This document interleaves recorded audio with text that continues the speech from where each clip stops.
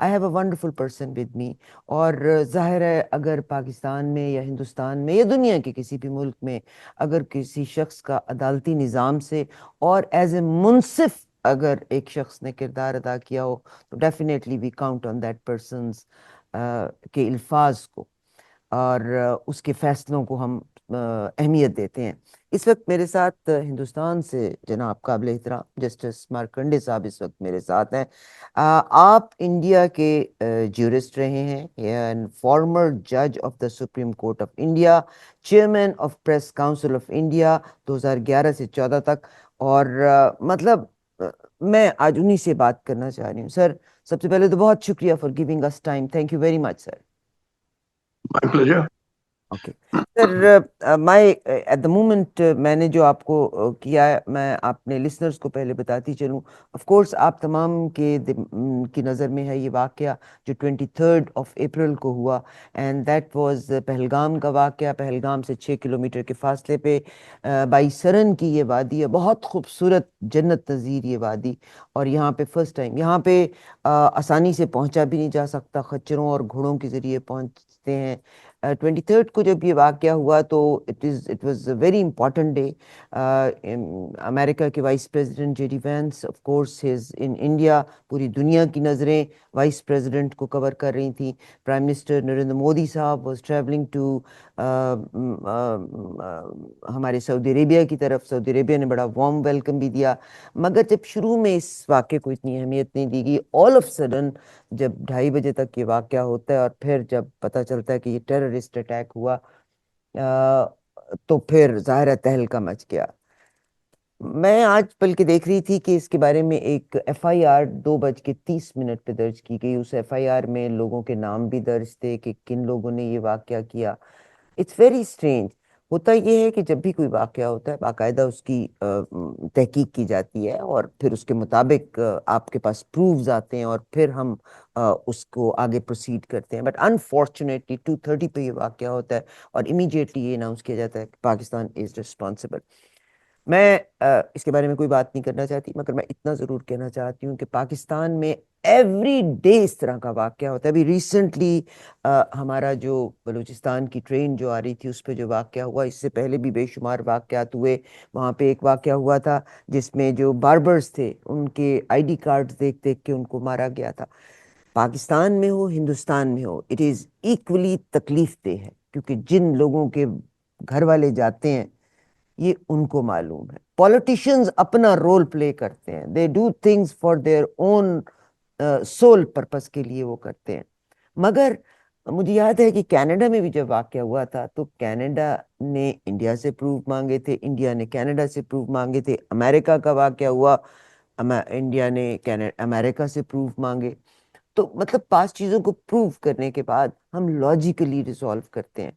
But unfortunately politicians तो खैर बाद में बात करेंगे, मगर वो जो एक पोलराइजेशन में मीडिया ने रोल प्ले किया, दैट इज मेरा ख्याल है इंसेन। इंसानियत उसका उसकी मुतहम्मिल नहीं है।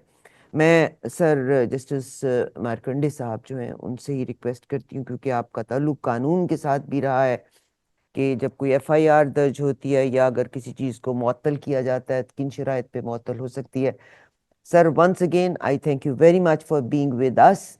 मेरी स्टेट ऑफ माइंड मैंने आपके साथ शेयर कर ली। We definitely condemn what ever happen, मगर इमीडिएटली किसी कंक्लूजन पे पहुंच के नतीजा अखज़ करके किसी एक को मूरद इल्ज़ाम ठहराना और पोलराइज कर देना, आई थिंक ये कुछ तकलीफ दे है। आप इसके बारे में क्या बात करेंगे? देखिए, इसको समझाने के पहले मुझे कुछ और गहरी बातें बतानी होंगी, क्योंकि वरना आपको समझ ही नहीं आ आएगा कि क्या हो रहा है, कि ये क्या इंसिडेंट हुआ और क्या हो रहा है इंडियन सब कॉन्टिनेंट। तो थोड़ा मुझे वक्त दीजिएगा ये समझाने के लिए। I will require some time. जी सर। देखिए, पहले तो आपको समझना है कि ये दुनिया एक दुनिया नहीं है। This is not one world. There are two worlds in this world. One is the world of the developed countries, जैसे नॉर्थ अमेरिका जहां आप रह रही हैं, Europe, Japan, Australia, China has also joined their ranks. ये एक दुनिया है। और दूसरी दुनिया है अंडर डेवलप्ड कंट्री, जहां मैं रह रहा हूं, इंडिया, पाकिस्तान, बांग्लादेश में। तो ये जो डेवलप्ड वर्ल्ड है, इसमें एक बड़ा स्ट्रांग रूल है, जो बड़ा सीक्रेट रखते हैं ये लोग, और कभी मतलब ओपनली नहीं कहेंगे। और वो ये है कि under developed countries must not be allowed to become developed countries at any cost. Hmm. यानी India, Pakistan, Bangladesh must be kept backward and poor. ये बड़ा स्ट्रांग रूल है। क्यों ऐसा क्यों है? Now I have to go into economics, क्योंकि देखिए ये सब समझने के लिए आपको जरा गहराई में जाना पड़ेगा। ये हल्की बातें तो सब कर जाते हैं। देखिए, cost of labor is a big chunk of the total cost of production. And if the cost of labor is less, then the cost of production is less. And if the cost of production is less, you can sell your goods at a cheaper price and undersell your business rival, which means sell far below his selling price. There's competition in the market. One businessman eliminates another businessman not with bombs or guns or swords, but by underselling. It means selling the same high quality goods but at a much cheaper price. अब देखिए, China में एक revolution हुआ 1949। उस 1949 के पहले China was a very poor and backward country. बिल्कुल 95% Chinese बिल्कुल चिथड़ों में रहते थे, गरीब किसान। बट आफ्टर 1949 जो चाइनीज लीडर्स पावर में आए, they rapidly industrialized China and they set up a massive industrial base in China, which is still growing. Now, that massive industrial base in China, coupled with the cheap labor available in China, enables the Chinese to undersell the whole world. आपके Western supermarkets में they are packed with Chinese goods, because the Chinese will sell the same high quality good with the American or Canadian manufacturer can sell, but at half the price, because his cost of labor is much less. अब देखिए, Indian labour is even cheaper than Chinese labour. अगर ये Indian सब continent एक mighty industrial giant के रूप में emerge करे, तो वेस्टर्न इंडस्ट्री कोलैप्स कर जाएंगी। ये नॉर्थ अमेरिका, यूरोप, जापान वगैरह सारी industry, because how can they face the competition? And we will sell the same high quality goods at one half और one third the price. Who will buy the goods from Canada और America और Japan और Australia? Collapse कर जाएंगी सारी industries उनकी, developed countries की, and throwing millions out of employment. So will they permit that? No, they will oppose it tooth and nail. They will oppose this transformation of the Indian subcontinent into a modern industrial giant tooth and nail. एक China ने नाक में दम कर रखा है western countries का, दूसरा चाइना पैदा हो जाए तो जो कुछ बचा कुचा है सब कोलैप्स कर जाएगा। They will oppose it tooth and nail. And how do they oppose it tooth and nail? They oppose it by making Indians fight in the name of religion, caste, language, etc. पूरा खेल ये चल रहा है।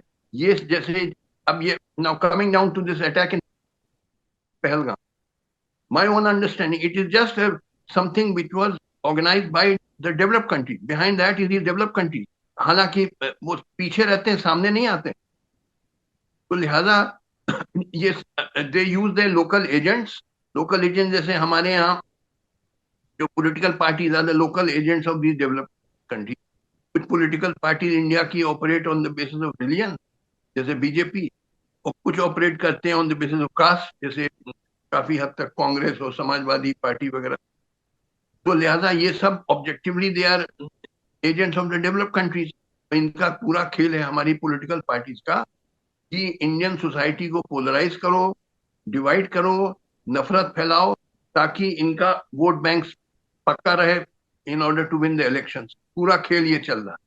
तो ये जो आपने देखा है आप पहलगाम अटैक, इसके पीछे is the hand of the developed countries, but it is very secret, सामने नहीं आएगा। जैसे अगर आप किसी पपेट शो देखें, कठपुतली का नाच, तो puppeteer is hidden behind the screen, you won't see him. You will see the puppets moving around, but the real person who's operating them is hidden behind a screen. So these developed countries are all hidden. Magar it is they are the persons who are behind all this जो नफरत है हिंदू मुस्लिम में, अब देखिए, जैसे यहाँ पे पहलगाम में सेलेक्टिवली हिंदूज वर टारगेटेड, यानी जो जिन्होंने मारा वो first identified the people, and those who were found to be Hindus they were killed. अब ये क्यों किया? इसलिए किया क्योंकि बाकी हिंदुस्तान में हिंदूज में बड़ी फीलिंग अगेंस्ट मुस्लिम्स ग्रो करेगी। भाई 80% पॉपुलेशन ऑफ इंडिया हिंदू। अब यहाँ के जो हिंदूज हैं इंडिया के, they are very angry, and their anger is directed against the Muslims. Now all Muslims are painted as devils, as terrorists and killers. तो पूरा खेल ये चल रहा है। तो अब इस पर्सपेक्टिव से अब आप इसको समझने की कोशिश करिए कि क्या हो रहा है। अदरवाइज आपको कुछ समझ ही नहीं आएगा कि भाई ये लोग आए, मिलिटेंट्स आए, वो मार के जंगलों में भाग गए।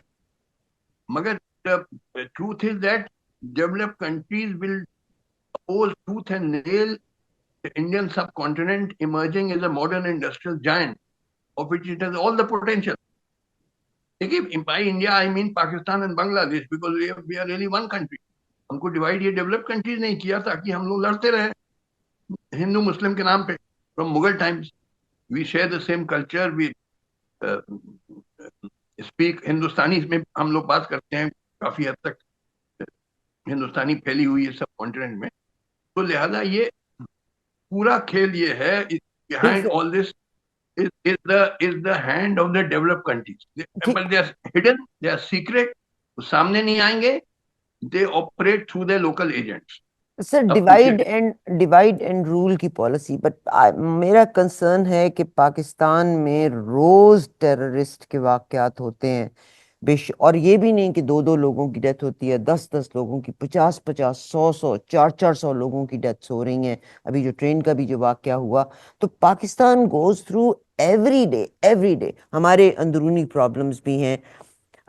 इससे पहले भी जो जितने वाकयात को अगर आप देख लें, चाहे आप बम्बई का वाकया देख लें, चाहे आप उड़ी का वाकया देख लें, इन तमाम में क्या हासिल हसूल हुआ कि इन एवरी इवेंट कोई ख़ास शख्सियत का टूर था हिंदुस्तान में, और कुछ इलेक्शंस के हवाले से भी बात हो रही थी। बहरहाल, मैं एक गलत फेल को किसी चीज़ से मिक्स करना नहीं चाहती, मगर यस, आपने कहा कि पपेट्स जो हैं, पॉलिटिशियंस को बतौर पपेट इस्तेमाल किया जाता है। अभी भी मेरा ख्याल है इंडिया में कोई इलेक्शन, इंडिया में जो इंडियंस रह रहे हैं, कल मैं आपके एक जनरल साहब बासित शायद उनका नाम था, उनका सुन रही थी, हालांकि वो मुसलमान हैं। उन्होंने कहा इसको हम 7 अक्टूबर से कंपेयर करते हैं, 7 अक्टूबर जिसमें हमास ने अटैक किया था ऑन इसराइल। मगर आई डोंट थिंक सो कि Pakistan is involve, they don't have any proof. मगर विदाउट प्रूफ किसी को मुर्दे इल्जाम ठहरा देना क्या वजन रखता है ये बात? देखिए, ये बात आपकी सही है, ये बात आपकी सही है कि विदाउट प्रूफ इन्होंने फौरन अनाउंसमेंट शुरू कर दिया कि पाकिस्तान का हाथ था। That is true. बट अब आप ये भी देखिए कि क्यों ऐसा किया जा रहा है। पूरा खेल है कि इंडिया और पाकिस्तान में हॉस्टिलिटी बढ़ानी है, हम्म। हिंदू मुस्लिम में हॉस्टिलिटी बढ़ानी, ये डेवलप्ड कंट्रीज का पूरा खेल है। देखिए, आपने समझा ही नहीं मैंने कहा क्या। मैंने सर यू बिल्कुल इन सर, व्हाट आई बिल्कुल सर आपने। Listen now again I am trying to tell you.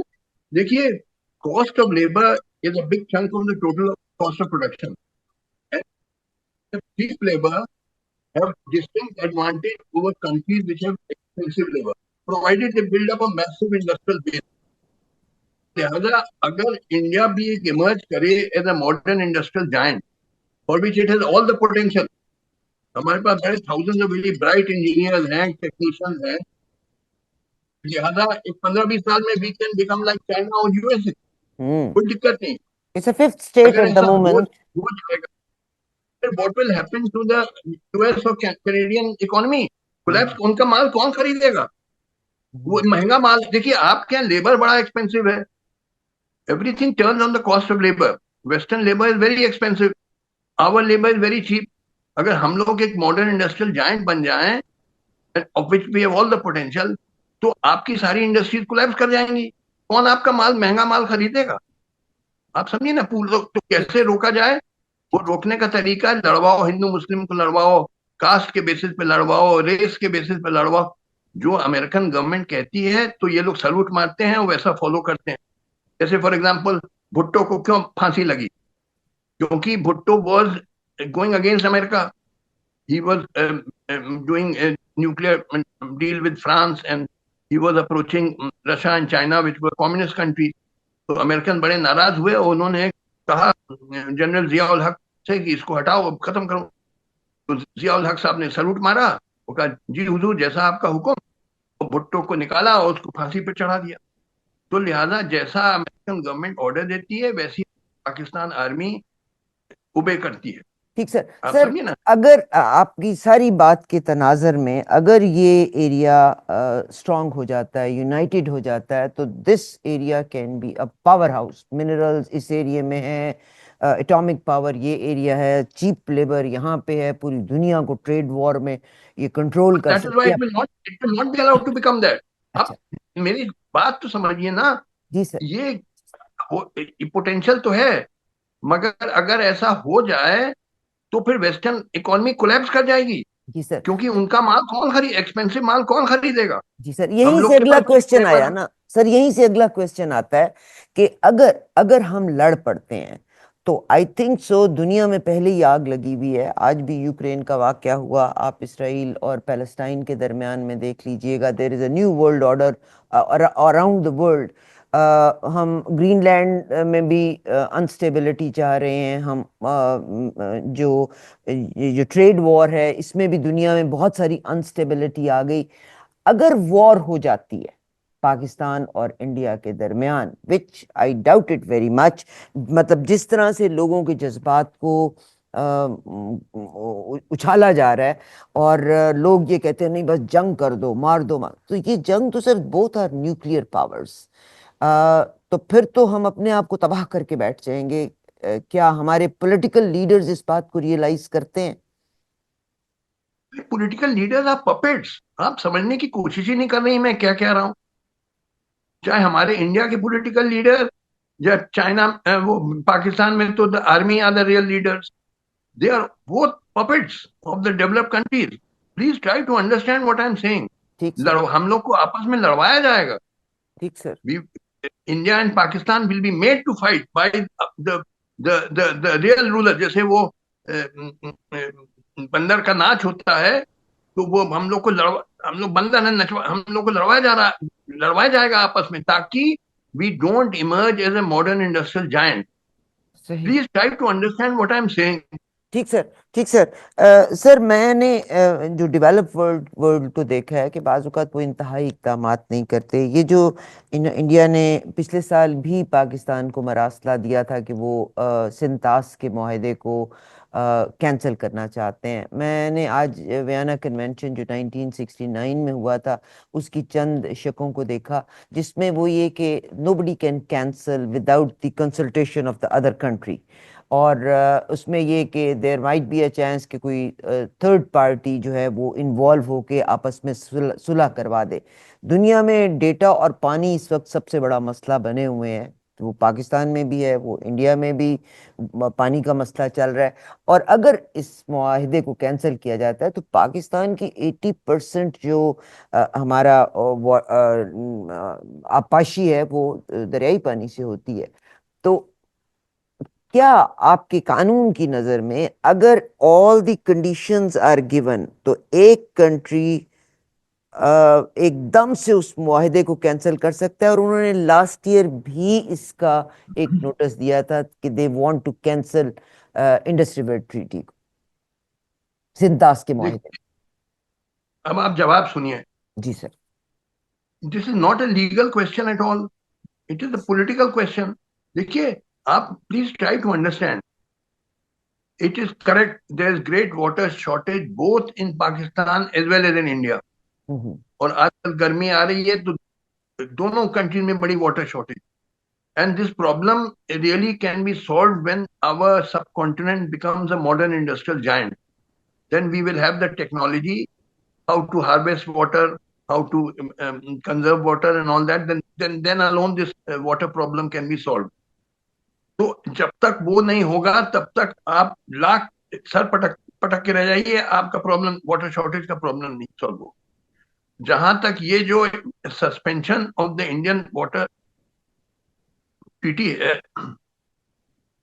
देखिए, I am not going into the legality, but I spoke to some friends who are experts in this. They said this suspension cannot be implemented in practice. Why? Because देखिए, ये दरिया से पानी तो बहेगा, पानी बहना तो रुक नहीं जाएगा। If you suspend the Indus water treaty, it does not mean that the water in Indus will stop flowing. तो अब वो, अगर आप उसको पाकिस्तान जाने नहीं देंगे, क्योंकि you are the upper riparian state and Pakistan is the lower riparian state, तो अगर आप पानी नहीं जाने देंगे इनटू पाकिस्तान, तो फिर वो इंडिया में आएगा पानी। तो इंडिया में वो स्ट्रक्चर्स नहीं है, वो डैम्स नहीं है, वो बराजेस नहीं है, वो रिजर्वॉयर्स नहीं है जहां ये वाटर कलेक्ट हो सके। तो क्या फ्लड, दिल्ली में फ्लड आ जाए क्या? वो वाटर कहाँ जाएगा? ये कहना आसान है कि हम we are suspending the Indus water treaty, but where will that water of the Indus go? If you prevent it from going to Pakistan, wave it will come into India. और इंडिया में वो है नहीं स्ट्रक्चर्स, वो बराजेस, वो dams, वो reservoirs, वो lakes, कहाँ वो स्टोर होगा पानी? वो क्या फ्लड हो जाए? तो ये कह तो दिया इन्होंने, but how will they in practice implement it?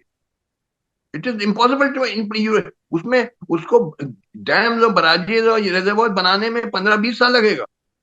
वो एक दिन में बनता है? कहाँ से वो, कहाँ वो वाटर जाएगा? तो ये सब देखिए, कहने की बातें हैं। अनाउंस तो कर दिया कि हमने सस्पेंड कर दिया Indus water treaty, but they will never be able to implement. और मोरोवर देखिए, अभी हाल ये पाकिस्तान में कि सिंध और पंजाब में झगड़ा हो रहा है अबाउट वाटर, वो कैनाल सिस्टम आपने देखा होगा। There is great shortage of water in in Pakistan, particularly in Sindh and Punjab, and आपस में लड़ रहे हैं। अब अगर पानी आना इंडस का भी बंद हो जाए, तो समझ लीजिए कि ये तो much large parts of Pakistan will become Karbala.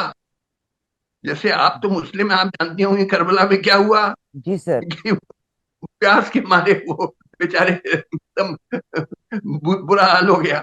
जी तो सर। आपके पाकिस्तान में पानी नहीं आएगा तो इंडस का तो करबला हो जाएगा इन लार्ज पार्ट्स। तो this is not a humanitarian step. ये जो किया गया है, आई see, I'm not in the government, I'm a retired judge, so I don't, it's not in my hand, but I did not approve of this. और sir, दूसरी चीज इन्होंने जो, आपका क्या ख्याल है कि जो इंडिया में एक इलेक्शन होने जा रहे हैं, ज़ाहिर अराउंड द ईयर इलेक्शंस होते हैं, क्या उन इलेक्शंस के हवाले से या दुनिया में, पूरी दुनिया में लाकानूनियत आती चली जा रही है? देयर वाज अ टाइम के पैक्ट्स होते थे। हमारा कनाडा की, अगर आप कनाडा और अमेरिका के दरमियान ही मैं बात करूं, तो हमारा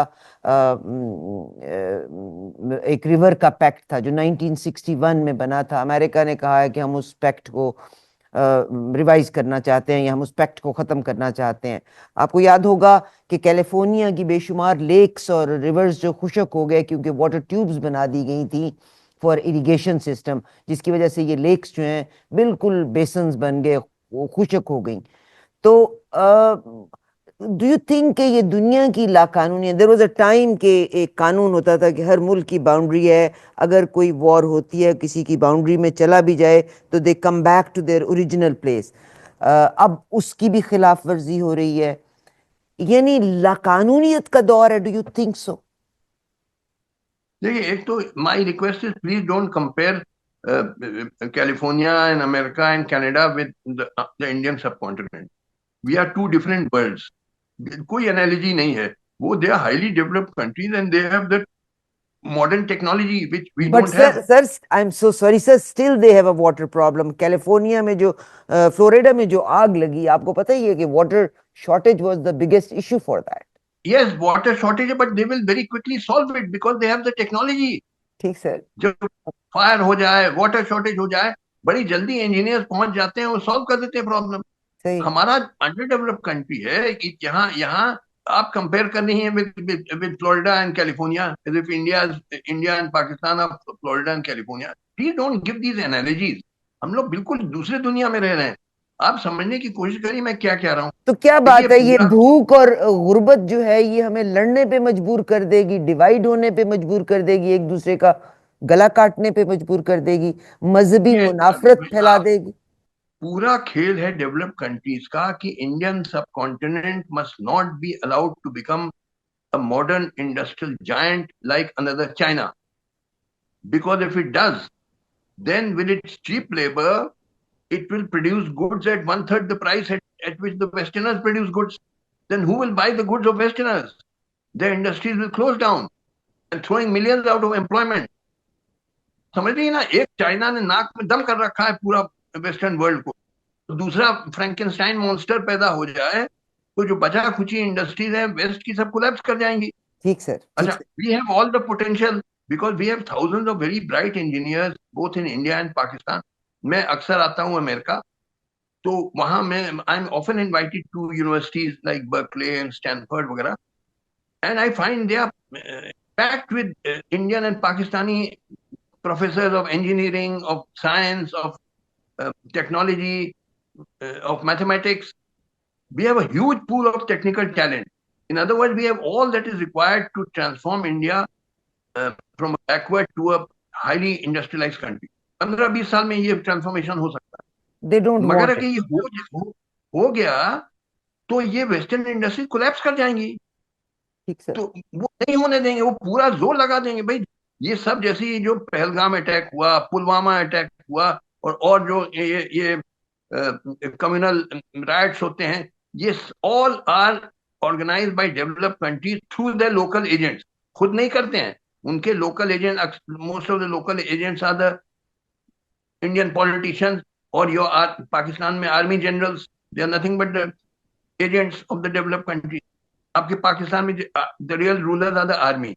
सबके लड़के लड़कियां या तो उनको नौकरी मिल गई वर्ल्ड बैंक में with a very high salary, और IMF में with a very high salary, और in some multinational corporation with a very high salary, या उनके लड़के जनरल्स के लड़के लड़कियों को एडमिशन विद फुल स्कॉलरशिप मिल गई हार्वर्ड येल में।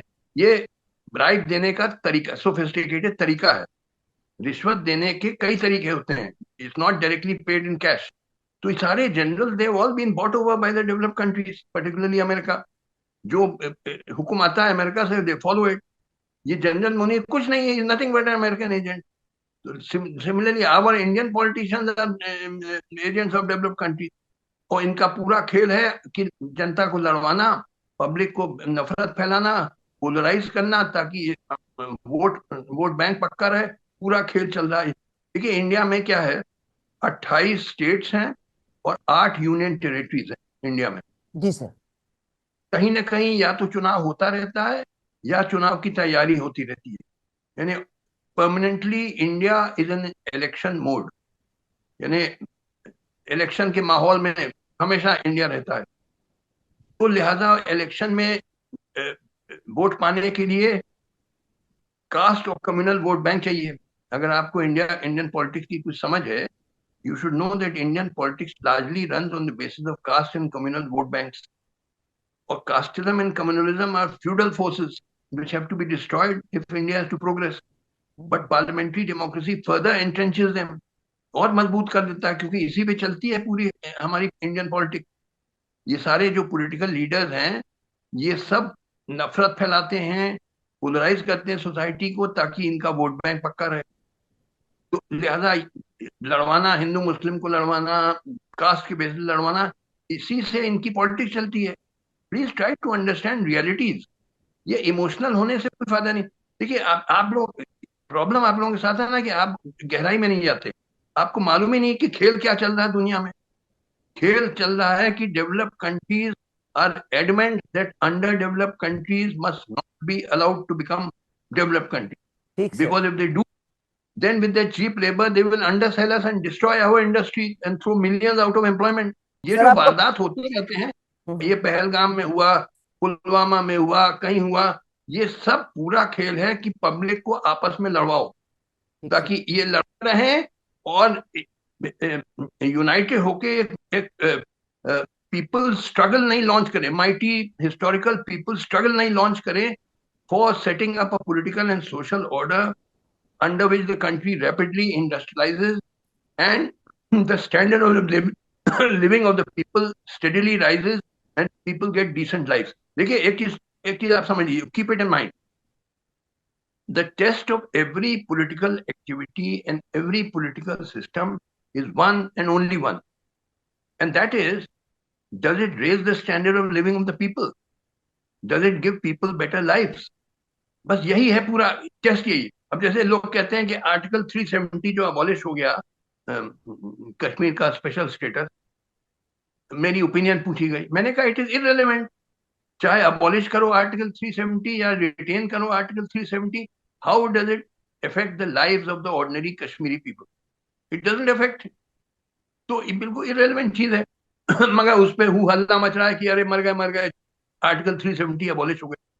How does it affect the lives of the Kashmiri people? इस पे फोकस करिए। नहीं सर, बहुत शुक्रिया, आपने बहुत अच्छा एक्सप्लेन किया। मैं तो बल्कि वो जनाब कश्मीर के जो अब्दुल्ला साहब हैं, he is also a politician, he is also a puppet. वो जो एक खातून है, she is also a puppet. और लीडर्स आर पपेट्स एक दूसरे के लिए, अपनी position, and they are becoming rich day by day. अवाम is getting poor day by day. Sir, आपके टाइम देने का बहुत शुक्रिया। और मैं मैंने आपकी मौजूदगी में ये बात कहना चाहती हूँ, जिंदगी में एक तरफ हम कहते हैं दुनिया ग्लोबल विलेज बनती चली जा रही है, और दूसरी तरफ हम आपस में ही अपने खित्ते को अगर कमजोर से उसका कमजोर। वजह सुनिए, उसका वजह है, मैंने कई बार कहा, बेवकूफ लोगों को बेवकूफ तो बनाया जाएगा। 90% Indians are idiots and 90% Pakistanis are idiots, so it's very easy to take them for a ride. आपको ये कहना कि साहब, हिंदू को कहना कि मुसलमान तुम्हारा दुश्मन है, और मुसलमान को कहना कि हिंदू तुम्हारा दुश्मन है, it is very easy and they get persuaded by this. जबकि हकीकत क्या है, ना हिंदू का दुश्मन है मुसलमान, ना मुसलमान का दुश्मन है हिंदू। हम दोनों के दुश्मन है गुर्बत, बेरोजगारी, महंगाई, भुखमरी, lack of health care, lack of good education. These are our enemies. Neither India is the enemy of Pakistan, nor Pakistan is the enemy of India. Our common enemy are these massive, huge problems of poverty and unemployment and lack of healthcare, skyrocketing prices, and lack of good education, child malnutrition. ये massive problem, they are our enemies. How can two poor people be each other's enemies? गरीब आदमी, दो गरीब आदमी एक दूसरे के दुश्मन कैसे हो सकते हैं? उनको तो हाथ मिला के लड़ना है अगेंस्ट जो कॉमन एनिमी, दैट इज गुर्बत एंड बेरोजगारी, महंगाई, भुखमरी वगैरह। तो लिहाजा मैं ये बार बार बताता हूँ हिंदुस्तानियों को भी, पाकिस्तानियों को, कि तुम लोग एक दूसरे के दुश्मन नहीं हो। तुमको तो you are like brothers and sisters, you should join hands and fight against poverty and unemployment and price rise and hunger and so on. This is what I want to say. Sir, आपका बहुत शुक्रिया for your time. इंशाल्लाह हम आपसे दोबारा भी बात जरूर करेंगे। आई विश कि किसी के दिल पे ये बात असर जरूर करे कि we have to look at कि जो हमारी एक्चुअल दुश्मन कौन है, और हमारे पास तालीम, हुनर है, दिमाग, अगर हम अपने दिमाग को इस्तेमाल करें तो we can fight against this enemy. Sir, आपका बहुत शुक्रिया एक बार फिर से। Thank you. एहसान मानूं सर।